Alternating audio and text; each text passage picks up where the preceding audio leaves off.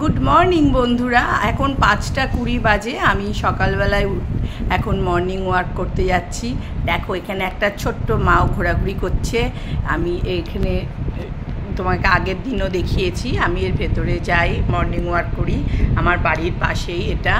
এখান থেকে একটা মন্দির আছে, এখানে আমি যাব, কারণ মন্দিরে আমি রাস্তায় কিছু টাকা পেয়েছিলাম, রাস্তায় পড়ে থাকা টাকাগুলো আমি মন্দিরে দিয়ে দিই।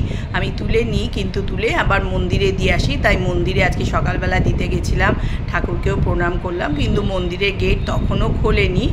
আর তারপরে আমি 5:20 নাগাদ বেরিয়েছি এবার মর্নিং ওয়াক করে।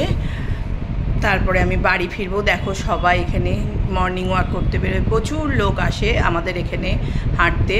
আমরা সবাই এখানে হাঁটতে হাঁটতে গল্পও করি, অনেকের সাথে আলাপও হয়ে যায়। অনেক দিন ধরে হাঁটাহাঁটি করতে করতে একটা মানুষের সাথে আলাপ হয়েই যায়। এরপরে দেখো আমাদের প্যান্ডেলটা এখনও রেডি হয়নি।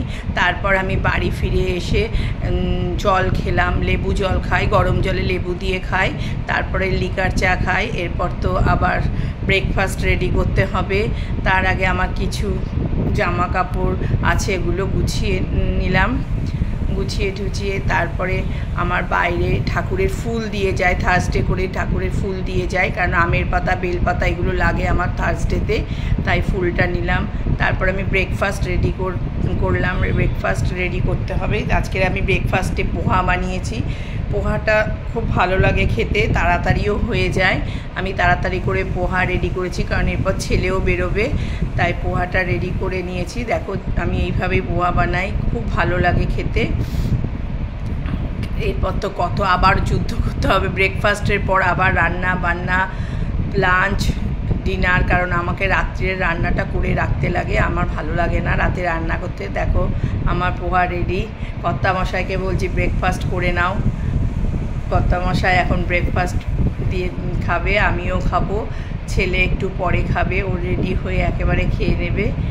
তারপরে আমি ব্রেকফাস্ট করে নিই, এরপর পরে তোমাদের সাথে আবার কথা হবে, কারণ অনেক কাজ আছে, কাজগুলো সেরে নিই। পুজো আছে, সবই আছে আজকে, তোমাদেরও আছে নিশ্চয়ই, তোমরাও সব তাড়াতাড়ি করে কাজ করে নাও। চলো টাটা, বাই বাই, পরে আবার কথা হবে, বাই।